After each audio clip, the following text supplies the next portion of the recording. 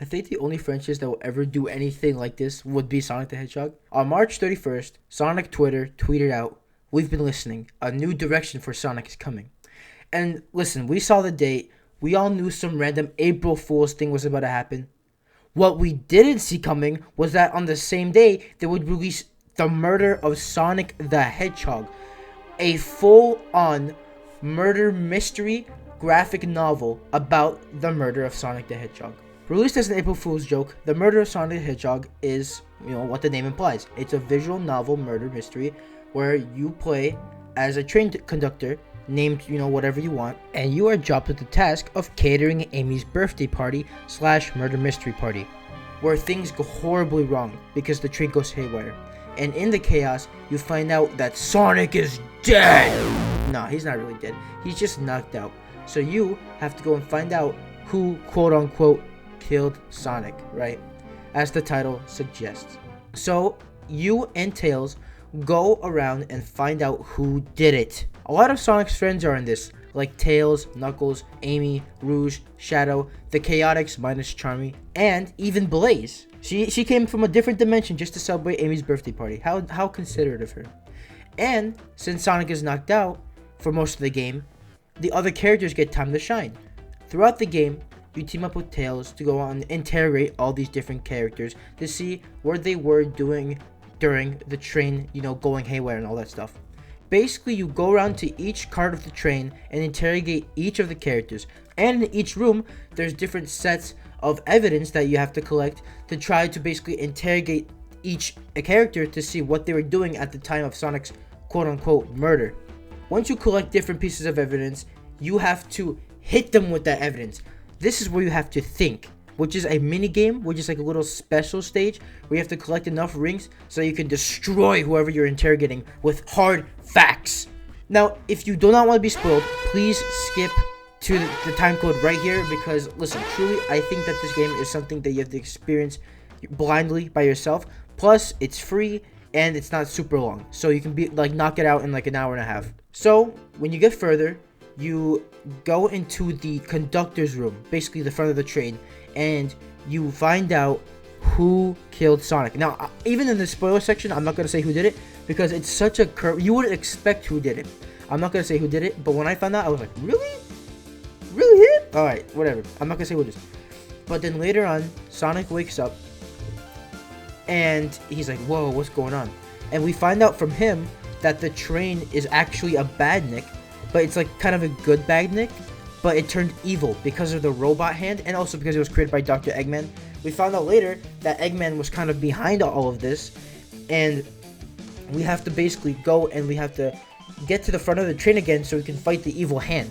We later find out that the evil hand is actually friends with the conductor, who we find out at the beginning of the game is retiring after 32 years of being a train conductor on this train. And the arm finding out about this is like, no, I'm gonna be alone. And so basically he tries to keep him trapped so that he can never leave. So you basically have to fight this train that's literally when you're fighting the train and every time you hit it, it opens up a little hatch. It's literally one flicky running the whole train, bro. Literally one flicky is powering this entire train. So basically you as Sonic, you go and you destroy the train. The arm dies and everyone wins. Yeah, everyone wins. And in the end, you save everyone on the train. The conductor retires with his wife. They go to Spagonia. Nice little reference to Sonic Unleashed there. I didn't expect that. And everyone celebrates Amy's birthday with a cake. Overall, this game is fun and charming. There's even little Easter eggs and little activities that you can do, like print out pictures of Sonic trying to escape a whale or playing in a band, or steal a chow egg, or gamble. What they say, 99% of gamblers quit before they hit big. This game just radiates so much charm and passion within each and every corner. What's even crazier is that this game wasn't even made by Sonic Team technically. The lead director of the game was Katie, the Sonic Team social media manager. A year ago, she wanted to make this game, so since then, she's been making this game. This whole project was a collaboration between her, many different fans across the Sonic community, and some people from inside Sega itself. And what makes this game so special is that it radiates so much passion and care from like most from most games that I've even seen this year. This game was a passion project, right? It was made by both people who work at Sonic Team, but also by people who are fans of Sonic, right? They did not just make this game, like, they did not have to make this whole game just for an April Fool's joke, but they did.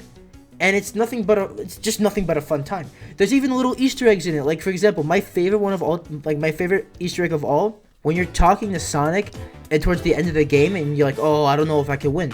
He starts to give you this motivational speech, and in the background, a little rendition of "It Doesn't Matter" from SA2 plays, and I'm like, wow, they actually did that. That just made me feel like, oh, that's nice. That's so sweet. Yo, the dynamics between these characters are so good.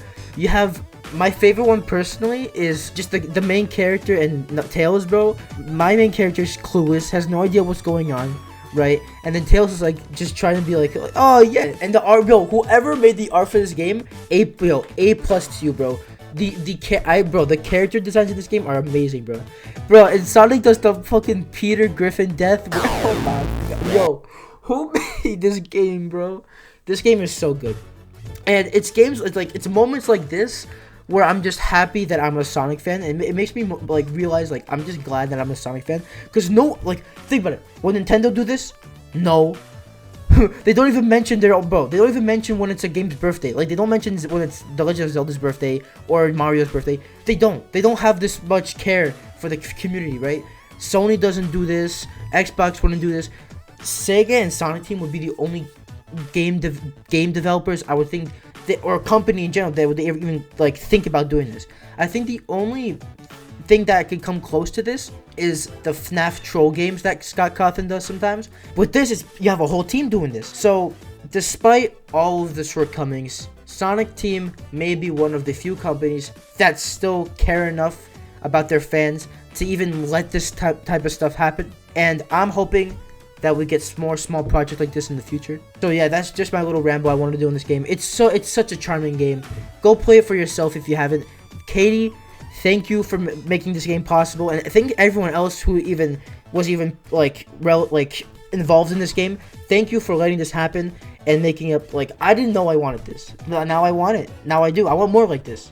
It doesn't even have to be the same style. We'll let them experiment. And yeah, I'm saying let them experiment. But don't experiment in mainline games. That's how we get Sonic Lost World. Let them see what they can do in something like this, where it's not really taken seriously because it's like a spin-off game. And look, we got something amazing. Like, for example, we got the boost because Sonic Dimps were experimenting with 2D Sonic gameplay. And look, now it's like one of the main staples of this series. Just let the people experiment in their own company. Let's see what happens. And from what I'm seeing is the fan reception to this is really positive. So maybe we'll get more in the future. Who knows? But that's all I wanted to say. Just a little short video I want to make. I'll see you on the next one.